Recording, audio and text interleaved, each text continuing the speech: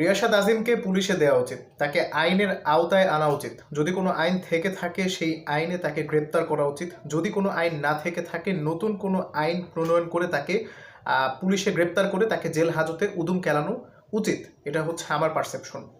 As a journalist আপনার মুখের ভাষা এত জঘন্য হয় কিভাবে আমি জানি না। অ্যাজ এ জার্নালিস্ট আপনার কথার ভঙ্গিমা, আপনার বাচন ভঙ্গি এত আক্রমণাত্মক হয় কিভাবে আমি জানি না।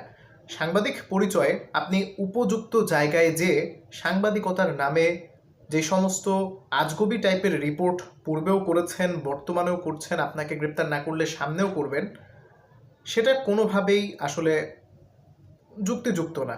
আপনার কথাবার্তার অ্যাপ্রোচ এত জঘন্য কেন? আপনি আসলে ঠিক কোন জায়গা থেকে বড় হয়েছেন? আমি জানি আপনি ঢাকা বিশ্ববিদ্যালয়ে পড়েছেন, তবে ঢাকা বিশ্ববিদ্যালয়ের একটা বড় অংশ হচ্ছে এক ধরনের রোগে আক্রান্ত। তারা নিজেদেরকে অনেক বড় কিছু মনে করে থাকে, তারা নিজেদেরকে জাহির করতে চেষ্টা করে। আপনি খেয়াল করে দেখবেন আমাদের যতজন স্পোর্টস জার্নালিস্ট প্রেসে যেতে পারেন, আমি তো জার্নালিস্ট না, মানে যারা যেতে পারেন তাদের কথা বলছি, সবচাইতে ভাব ধরে থাকা একজন জার্নালিস্ট হচ্ছেন রিয়াসাত আজিম। তার বাচন ভঙ্গিটা দেখেন, কি জঘন্য ভাষায় তিনি আসলে আক্রমণাত্মক ভঙ্গিতে, মানে আরেকটু হলে মনে হচ্ছিল তিনি মারতে যাবেন খালেদ মাসুদ পাইলটকে। আচ্ছা, আজকে একটা প্রশ্ন করি, আমাদের কোয়াবের প্রেসিডেন্ট মিথুন কোথায় আজকে? আজকেও তো আমাদের একজন সাবেক ক্রিকেটারকে খুব জঘন্যভাবে আক্রমণ করা হলো প্রেসে, খুব বাজেভাবে আক্রমণ করা হলো। আচ্ছা, এই যে দেখেন রিয়াসাত আজিম তিনি বললেন, আপনি কি মনে করেন কন্টেন্ট করে আপনি আমরা খাই? আরে ভাই হ্যাঁ, আপনি তো কন্টেন্ট করেই খাচ্ছেন। আপনি ভিউ ব্যবসা করছেন না, ভিউ ব্যবসা দোষের কিছু না, কিন্তু আপনি তো কন্টেন্ট করেই খাচ্ছেন। আপনি অন্য কি দিয়ে খাচ্ছেন? আপনার আর কি যোগ্যতা আছে? আপনি ক্রিকেটের মানুষ, আগাগোড়া ক্রিকেট নিয়ে তো কাজ করছেন, তাই না? আপনি তো কন্টেন্ট করেই খাচ্ছেন। এর আগে খেতেন কিভাবে? খেলা যোগে কাজ করতেন, সেখানে আপনাকে বেতন দিত কি কারণে? ঝাড়ু দেওয়ার জন্য? না, সেখানেও আপনি কন্টেন্ট করেই তো খেতেন। এখন আপনি কি করছেন? ফ্রিল্যান্স সাংবাদিক হিসেবে কাজ করছেন, কন্টেন্ট করেই তো খাচ্ছেন। খেলোয়াড়দের জাগির আলী অনেকের চুল কতটা ড্যাশিং, এটা করেই তো খাচ্ছেন। এটা তো সত্যি কথা। এই যে দেখুন, আমাদের অনেক বড় বড় জার্নালিস্ট ভাই ও বোনেরা মাঠে প্র্যাকটিস কাভার করা বন্ধ করে দেয়াতে তারা আমিনুল ইসলাম বুলবুলের বিরুদ্ধে অনেক কিছু বলা শুরু করেছে। কেন ভাই? প্র্যাকটিস কাভার ছাড়া আপনার আর কাজ নেই?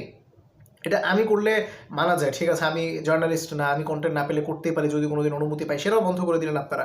ধরেন এখন হয়তো বিসিবি থেকে এমন একটা স্টেপ নেওয়া হলো যে জার্নালিজমের ছাত্র না হলে হয়তো কোনোভাবেই এই ধরনের পদে আসলে যাওয়া যাবে না, যত যোগ্যতায় থাকুক না কেন। কিন্তু অ্যাজ এ জার্নালিস্ট হিসেবে জাকের আলী অনেক ড্যাশিং লুকে কী করছে, সাইফ হাসানের নতুন গাড়িটা কেমন, দামি গাড়িতে চড়ে বিসিবিতে আসলেন মোস্তাফিজুর রহমান, পছন্দের বাইকে করে সৌম্য সরকার, হিরো বেশে সৌম্য সরকার, এই টাইপের রিপোর্ট আপনারা করছেন না। অ্যাজ এ জার্নালিস্ট আপনার কাজ কি এই ধরনের রিপোর্ট করা? সৌম্য সরকার হাফ প্যান্ট কেন পড়েছে, এটা আপনার রিপোর্ট, এটা আপনার কাজ করা?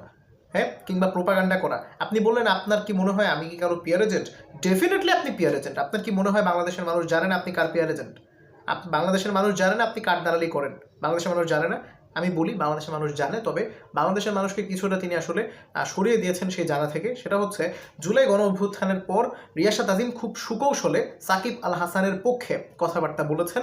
সাকিব আল হাসান বাংলাদেশের সবচেয়ে বড় ক্রিকেটার, তার তো খেলা উচিত, এই টাইপের কথাবার্তা বলে তিনি বড় একটা অংশের ফ্যান পেয়ে, মানে মানে ভালোবাসা পেয়েছেন। কারণ সাকিব আল হাসানের ফ্যানরা হচ্ছে আশ্চর্য ধরনের ফ্যান, ঠিক আছে? এরা শুধুমাত্র এরা রাজনীতিও বুঝে না, এরা কিছুই বুঝে না, এরা শুধু চায় সাকিব আল হাসান খেলুক, ঠিক আছে? এরা আওয়ামী লীগও করে না, বিএনপিও করে না, এরা চায় শুধু সাকিব আল হাসান খেলুক। তো সাকিব আল হাসানের পক্ষে যখন আপনি কথাবার্তা বলেছেন, তখন হচ্ছে বড় একটা অংশের ফ্যান বেজ আপনি পেয়েছেন। এবং তারপর থেকে আপনি আসলে ওই আগে আপনি যার চাটুকারিতা করতেন তামিম ইকবাল খানের সাথে আপনাকে অনেক ঘনিষ্ঠভাবে অনেকে দেখেছে না? এটা তো জানা কথা, ওপেন সিক্রেট। আপনি কার হয়ে দালালি করেন সবাই জানে এটা। এবং এখন আপনি কার এজেন্ডা বাস্তবায়ন করছেন সেটাও আপনার যদি বোধ বুদ্ধি বিবেক বিবেচনা থাকে তাহলে আপনি বুঝে ফেলবেন রিয়াসাত আজিম আসলে কার এজেন্ডা এখন বাস্তবায়ন করছেন। সবচাইতে বড় কথা, আপনি কোশ্চেনগুলো নম্র এবং ভদ্র ভাষায় করতে পারতেন। আপনি একজন প্রফেশনাল জার্নালিস্ট, আপনি যেভাবে অ্যাটাক করে কথাবার্তা বলেছেন আমার দেখে মনে হয়েছে আপনি একজন বস্তির ছেলে, আপনি বস্তি থেকে উঠে আসা একজন মানুষ, মানে আপনি কোনো মানুষের মধ্যেই পড়েন না। আসলে এভাবে কেউ কথাবার্তা বলে নাকি? মানুষ তো ঝগড়া করলেও সাধারণত এত বাজেভাবে কেউ রিয়েক্ট করে না, এত বাজেভাবে কেউ কথাবার্তা বলে না। আপনার কথাবার্তা বলার ধরন, অ্যাপ্রোচ শুধুমাত্র শুদ্ধ প্রমিত বাংলা ভাষায় কথা বলতে পারলেই তো হয় না। আপনি আপনার ফেশিয়াল এক্সপ্রেশন দেখে আমার কাছে মনে হয়েছে ওইখানে আমি যদি থাকতাম কোনো একটা মানে জার্নালিস্ট হিসেবে, বা আমি কোনো অন্য কিছু হিসেবে থাকলাম, আমি এক জুতা খুলে একটা বাড়ি দিয়ে দিতাম আপনাকে। মানে আপনি জার্নালিস্ট হিসেবে আপনার মুখের ভাষা এমন কেন হবে? হাউ ম্যান, এটা কিভাবে সম্ভব? আমার মতে এই মুহূর্তে রিয়াসাত আজিমের মতো যারা আসলে এরকম আর কেউই নেই, উনি একমাত্র এরকম আছেন, তাকে আসলে স্যাক করে দেওয়া হোক, তাকে আজীবনের জন্য নিষিদ্ধ করে দেওয়া হলেও হতে পারে। কারণ এত বাজেভাবে অ্যাটাক, এত জঘন্যভাবে অ্যাটাক আমি কোনো সাংবাদিককে কখনো করতে দেখিনি। অন্য কোনো নিষেধ তো নাই, সাহসী সাংবাদিকতা আর বেয়াদব হওয়ার মধ্যে তফাৎ আছে। যারা রিয়াসাত আজিমের এই ধরনের প্রশ্ন করা দেখে এরকম সাংবাদিকই তো দরকার ভাই। শালীনতা একটা বলে একটা বিষয় আছে, একটা ভালোভাবে কথা বলতে পারার মধ্যে একটা মাধুর্যতা থাকার এই বিষয়টা একটা গুরুত্বপূর্ণ, ঠিক আছে? আপনি মানে যা মন চায় তা, যা মুখে আসছে, যেভাবে মনে চাইছে আপনি সেভাবে বলে ফেলবেন, সেটাকে কোনোদিন সাহসিকতা বলা যায় না। সেটাকে বলা যায় আপনি, সেটা আসলে প্রমাণ করে আপনি একজন বস্তির ছেলে। আপনার আপনার শিক্ষাগত যোগ্যতা থাকতে পারে, আপনি ঢাবি থেকে যেই কচুই করে থাকেন আপনি, আপনার শিক্ষাগত যোগ্যতা আসলে জিরো। মানে প্রাতিষ্ঠানিক শিক্ষায় আপনি অনেক বড় হতে পারেন, হয়তো আপনি খুব ভালো বিতার্কিকও ছিলেন, কিন্তু আপনি আসলে সত্যিকার অর্থে একজন প্রতিষ্ঠিত মানের অমানুষ হয়েছেন। আপনার মধ্যে শালীনতা নেই, আপনার মধ্যে কথার মাধুর্যতা নেই, আপনার মধ্যে ভদ্রতা নেই। আপনি একজন নিম্নমানের বেয়াদব, আপনি একজন নিম্ন বর্গের বেয়াকুফ, ঠিক আছে? এবং এই ধরনের জার্নালিজম যারা করে থাকছেন, যারা করছেন, তাদেরকে আসলে নিষিদ্ধ করা উচিত এবং আরও কঠিন কিছু সিদ্ধান্ত বিজেপির তরফ থেকে নেওয়া উচিত, যে এই ধরনের সাংবাদিকতা যারা করবে এদেরকে একটা পার্মানেন্ট ব্যান করে দেওয়া উচিত, ঠিক আছে? মানে কি জঘন্য টাইপের। এই রিয়াসাত আজিম নিয়ে আরও কাহিনী করেছিল, আমি যদি ভুল না করে থাকি 2023 সালের ওয়ানডে বিশ্বকাপে লিটন কুমার দাস সাংবাদিকদেরকে বের করে দিয়েছিলেন, এরকম একটা কাহিনী কিন্তু করেছিল।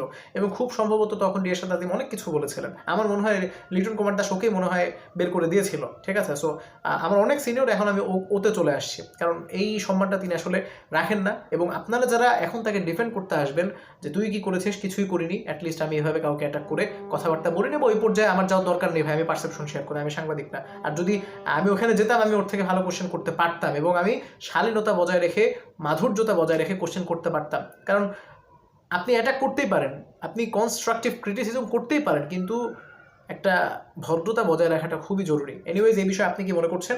এই ধরনের কিটকে আসলে রাখা উচিত কিনা সেটা আপনাদের উপর ছেড়ে দিয়ে আজকের ভিডিও এখানে শেষ করছি। Thanks for watching. আসসালামু আলাইকুম।